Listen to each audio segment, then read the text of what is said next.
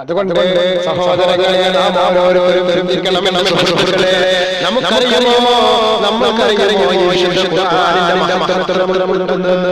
വിശുദ്ധമാക്കപ്പെട്ട ഖുർആൻ ശരീഫ് ഈ മഹത്തായ അതിന്റെ എല്ലാ മേഖലകളിലും കരുതിയിരിക്കുന്നു. സഹോദരങ്ങളെ, എടുക്കണം.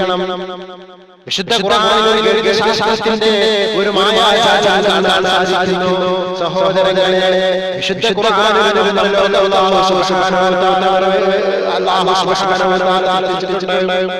ഞാൻ നിങ്ങളുടെ സംസാരിക്കുകയാണ്. പ്രിയപ്പെട്ട സഹോദരന്മാരെ, നാം ചിന്തിക്കണം. ആ വിശുദ്ധ ഖുർആനിലെ വചനവേദ നമുക്കറിയാവുന്നതാണ്. എന്ന മഹത്തായ വചനം, ആ മഹത്തായ വചനം ഫാത്തിഹ സൂറത്തിലാണ്.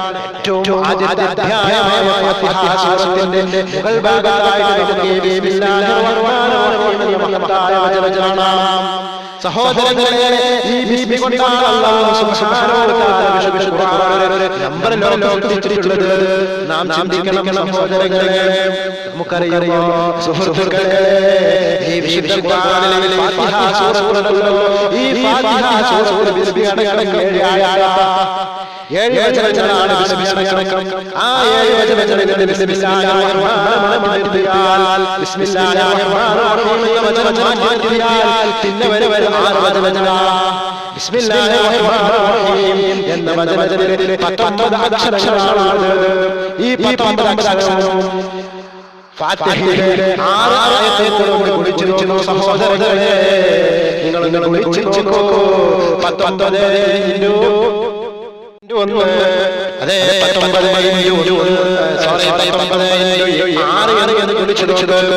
19 കുടിക്കുമ്പോൾ നമുക്ക് ലഭിക്കുന്നത് 114 ഉത്തരമാണ്. ആ 114 സഹോദരങ്ങളെ ചിന്തിച്ചു നോക്ക്. വിശുദ്ധ ഖുർആനിലെ അധ്യായങ്ങളുടെ എണ്ണം 114. അതെ, വിശുദ്ധ ഖുർആനിലെ അധ്യായങ്ങളുടെ എണ്ണം 114 തീർന്നില്ല. മറ്റൊരു കാര്യം വിശുദ്ധ ഖുർആനിലെ ബിസ്മില്ലാഹിർ റഹ്മാനിർ റഹീം ആവർത്തിക്കുന്നത് 114 പ്രാവശ്യം ആവർത്തിക്കുന്നു. പക്ഷേ ഇവിടെ സൂറത്തിന്റെ ആദ്യത്തെ ബിസ്മില്ലാഹിർ റഹ്മാനിർ റഹീം എങ്കിലും 114 പ്രാവശ്യം വിശുദ്ധ ഖുർആനിൽ ബിസ്മില്ലാഹിർ റഹ്മാനിർ റഹീം ആവർത്തിക്കുന്നുണ്ട്.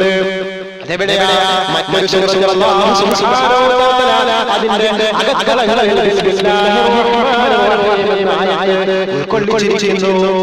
സഹോദരനെ ചിന്തിക്കണം. അപ്പോൾ ഞാൻ പറഞ്ഞുകൊണ്ടിരുന്നത് 19 ഗുണിച്ചപ്പോൾ നമുക്ക് ലഭിച്ചത് 114 ആ 114 ആയത്തും ബിസ്മില്ലാഹിർ റഹ്മാനിർ റഹീം എന്നത് വിശുദ്ധ ഖുർആനിൽ നിലനിൽക്കുന്നു. തീർന്നില്ല സഹോദരങ്ങളെ. അവസാനത്തെ അധ്യായം എടുത്തു.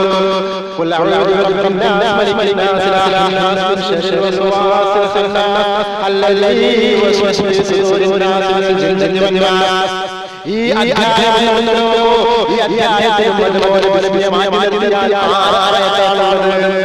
ഈ 6 ആയത്തെ തുടർന്ന് വിളിച്ചു നോക്ക്.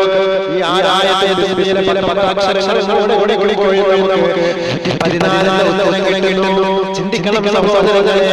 വിശുദ്ധ ഖുർആനിൽ അല്ലാഹു സുബ്ഹാനഹു വ തആല നൽകിയ ഈ മഹത്തായ ഗണിതം കൊണ്ട് നൽകിയ ഒരു കൂട്ടിനെക്കുറിച്ച് നമ്മൾ ചിന്തിക്കണേ. അതുകൊണ്ട് സഹോദരങ്ങളെ, നാം ചിന്തിക്കണം. ഇത്രയധികം മഹത്വം നിറഞ്ഞ ഒരു മഹിതമായ ഗ്രന്ഥമാണ് വിശുദ്ധ ഖുർആൻ. ഈ വിശുദ്ധ ഖുർആന്റെ അധ്യായത്തിലേക്ക് ഇറങ്ങിച്ചെല്ലാൻ നാം ഓരോരുത്തരും ശ്രമിച്ചുകൊണ്ടിരിക്കണം. അല്ലാഹു സുബ്ഹാനഹു വ തആല നമ്മോട് പറഞ്ഞു. അല്ലാഹു സുബ്ഹാനഹു വ തആല നമ്മോട് കൽപ്പിച്ചു എന്നറിയാം. ഓരോരുത്തരും ശ്രമിക്കണം. നമ്മളൊക്കെ വിശുദ്ധ ഖുർആൻ അടുത്തറിഞ്ഞുകൊണ്ട് ജീവിക്കാൻ ശ്രമിക്കേണ്ടതുണ്ട് സഹോദരങ്ങളെ. അതുകൊണ്ട് ഖുർആനിന്റെ ഓരോ മനുഷ്യനെക്കുറിച്ചും ഓരോരോ ഘട്ടങ്ങളിൽ ശാസ്ത്രം ഒരു ഭാഗത്ത്, സയൻസ് മറ്റൊരു ഭാഗത്ത്, ഹിസ്റ്ററി മറ്റൊരു ഭാഗത്ത്, അങ്ങനെ ഒട്ടനവധി ശാസ്ത്രങ്ങളും ശാസ്ത്രേതര വിശേഷങ്ങളുമായി വിശുദ്ധ ഖുർആൻ നിറഞ്ഞു നിൽക്കുന്നു. മതപരമായ വിശേഷവുമായിട്ട് വിശുദ്ധ ഖുർആൻ നിറഞ്ഞു നിൽക്കുന്നു. സമൂഹപരമായ വിശേഷവുമായിട്ട് വിശുദ്ധ ഖുർആൻ നിലനിൽക്കുന്ന സഹോദരരെ വിശുദ്ധ ഖുർആൻ സംവിധാനിച്ചിട്ടുണ്ടെങ്കിൽ സഹോദരങ്ങളെ നാം ഓരോരുത്തരും ചിന്തിക്കേണ്ടതുണ്ട്.